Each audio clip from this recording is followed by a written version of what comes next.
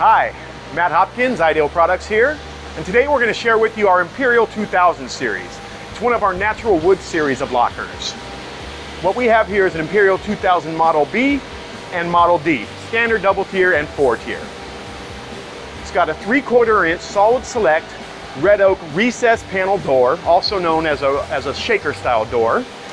You got a Zephyr 6510 mechanical lock and a 4-inch wire pull. This is a user programmable lock. Locker's open when you get here.